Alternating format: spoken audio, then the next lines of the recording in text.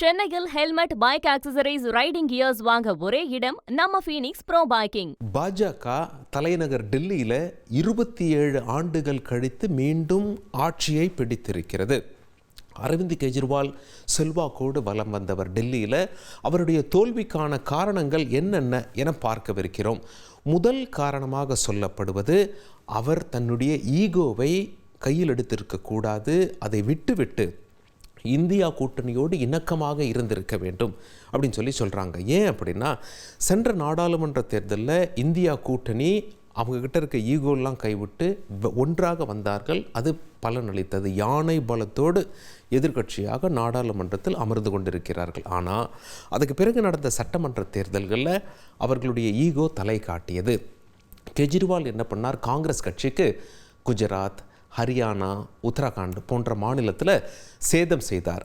பதிலுக்கு காங்கிரஸ் கட்சி பார்த்தாங்க, இந்த டெல்லி தேர்தலில் அவர் எப்படி இருக்கார் அனலைஸ் பண்ணாங்க. அவரை முன்கூட்டியே 70 தொகுதிகளில் யார் வேட்பாளர் என்பதை அறிவித்து விட்டார். காங்கிரஸ் கட்சியும் முடிவு செய்து விட்டது, இந்த முறை நம்ம டார்கெட் ஆம் ஆத்மி என்று.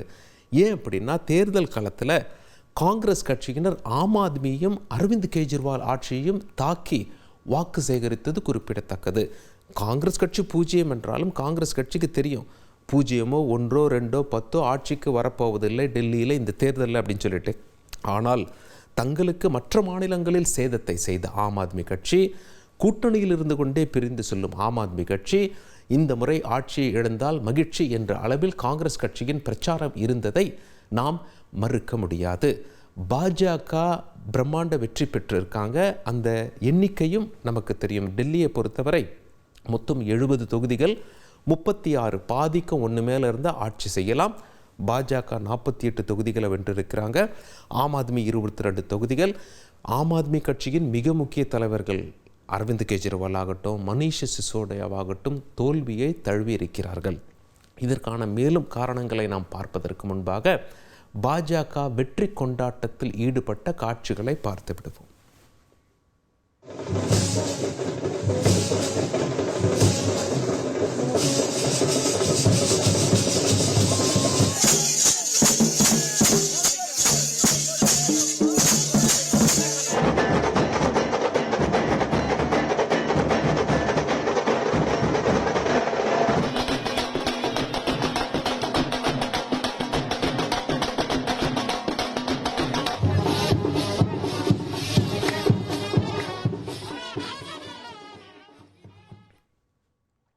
அண்ணா ஹசாரே கூட இருந்த அரவிந்த் கெஜ்ரிவால் ஆம் ஆத்மி என்ற கட்சியை துவங்கி வந்தார்.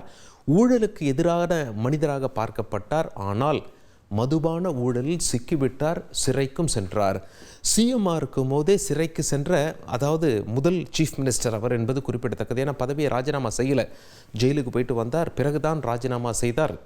அதிஷி அவர்களை முதலமைச்சராக நியமித்தார். ஆனால் அதிஷி இது ஆம் ஆத்மி பாமர மக்களுடைய கட்சி என்ற அடிப்படையில் அந்த சிஎம் சேரில் போய் உட்கார்ந்து தன்னுடைய வேலையை ஆரம்பிக்காமல் அரவிந்த் கெஜ்ரிவாலுடைய சேர் பக்கத்தில் அவங்க வேற ஒரு சேரை போட்டு முதலமைச்சர் நாட்காலே அரவிந்த் கெஜ்ரிவாலுக்கு தான் அப்படின்னு சொல்லி பக்கத்தில் உட்கார ஆரம்பிச்சிட்டாங்க. ஆம் ஆத்மி கட்சியினுடைய இமேஜ் அடிபட்டது. அப்போ அரவிந்த் கெஜ்ரிவால் தான் எல்லாமா, அப்போ மற்றவங்கெல்லாம் ஒன்றும் கிடையாதா, அப்போ அவர் தான் ரொம்ப பெரிய தலைவராக பார்க்கப்படுகிறாரா, அப்போ இது பாமர மக்களின் கட்சி கிடையாதா, அவருக்கு மட்டும்தான் ஆட்சியா என்பதை போன்ற விமர்சனங்கள்லாம் அதிகமாக வந்துவிட்டது. அது மட்டும் இல்லை, நகராட்சி தேர்தலை பொறுத்தவரை மக்கள் 2022 3 ஆண்டுகளுக்கு முன்பு ஆம் ஆத்மிக்கு தான் வாய்ப்பளித்தாங்க. அதுக்கு முன்னாடி பாஜகவுடைய கட்டுப்பாட்டில் இருந்தது நகராட்சி. ஆட்சிக்கு வந்த பிறகும் கெஜ்ரிவாலால் மிகப்பெரிய பணிகளை செய்ய முடியவில்லை.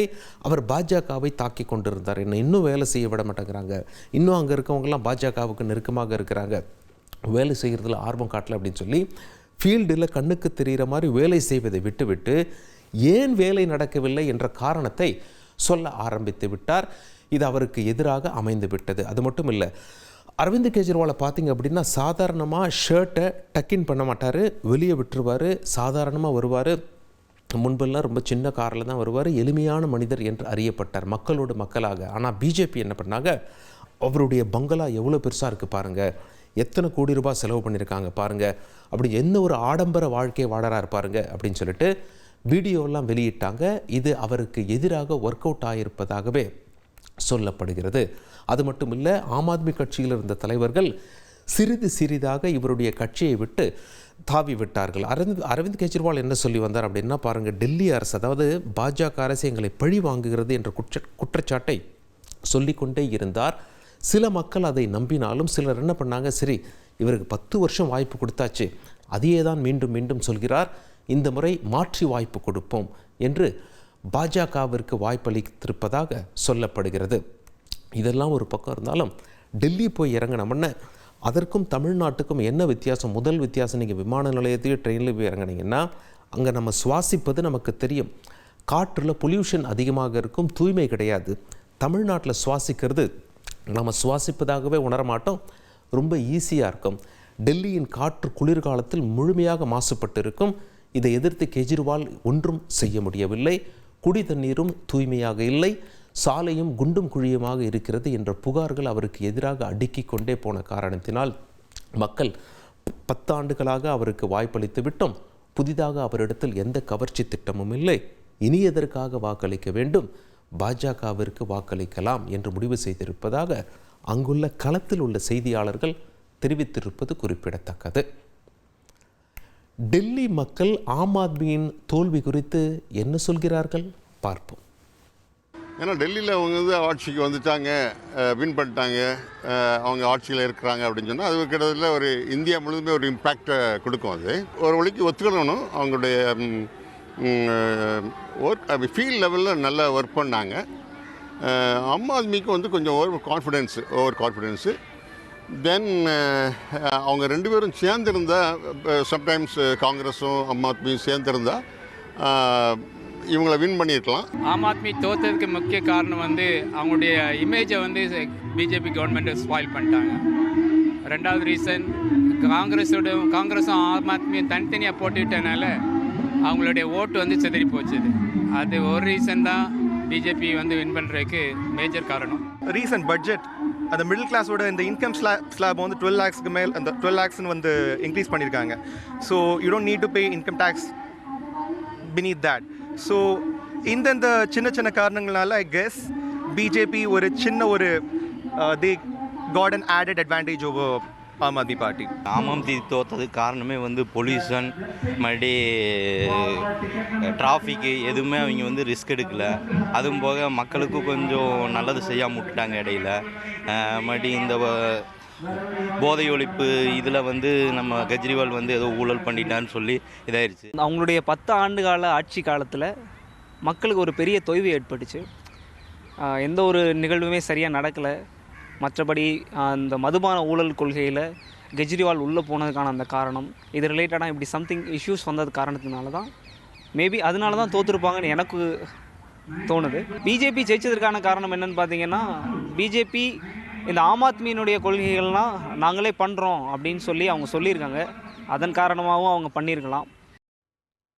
டெல்லியை பொறுத்த வரைக்கும் டெல்லி ஸ்கூல்ஸ் எல்லாம் சர்வதேச புகழ் பெற்றக்கூடிய வகையில் கெஜ்ரிவால் செஞ்சிட்டார். வெளிநாட்டிலேருந்து யாராவது வந்தால் கூட டெல்லியுடைய ஸ்கூல்ஸுக்கெல்லாம் போய் பார்ப்பாங்க. சுகாதாரத்துறையை கூட சிறப்பாக வச்சுருந்தார். மொஹல்லா கிளினிக் என்று கொண்டு வந்தார். இதெல்லாம் இருந்தால் கூட இதெல்லாம் 10 ஆண்டுகளுக்கு முன்பு அவர் அறிவித்து செயல்படுத்திய திட்டங்கள். புதிதாக அவர் இதுபோன்று மக்களை பிரமிக்க செய்யும் வகையில் எந்த திட்டத்தையும் அறிவிக்கவில்லை என்பதும் ஒரு பாயிண்டாக சொல்லப்படுகிறது. முக்கியமாக பல தொகுதிகளில் பாஜகவினுடைய வாக்கு சதவீதம் எடுத்து பார்த்து ஆம் ஆத்மியினுடைய வாக்கு சதவீதம் எடுத்து பார்த்தால் அதில் உள்ள வித்தியாசம் என்னவோ அதைவிட காங்கிரஸ் கட்சி அதிகமாக ஓட்டு வாங்கியிருப்பாங்க அந்த தொகுதியில். காங்கிரஸும் ஆம் ஆத்மியும் இணைந்திருந்தால் நிச்சயமாக மாபெரும் வெற்றி பெற்றிருக்கலாம். ஆனால் அவர்கள் அவ்வாறு செய்யவில்லை. வாக்குகள் சிதறிவிட்டன. இதன் காரணமாக பிஜேபிக்கு மிகப்பெரிய வெற்றி டெல்லியில் கிடைத்திருப்பதாக அங்குள்ள அரசியல் விமர்சகர்கள் அந்த வாக்கு சதவீதத்தை வைத்து அவர்களுடைய கருத்துக்களை பதிவு செய்திருப்பது குறிப்பிடத்தக்கது. சென்னையில் helmet, bike accessories, riding gears வாங்க ஒரே இடம் நம்ம ஃபீனிக்ஸ் ப்ரோ பைக்கிங்.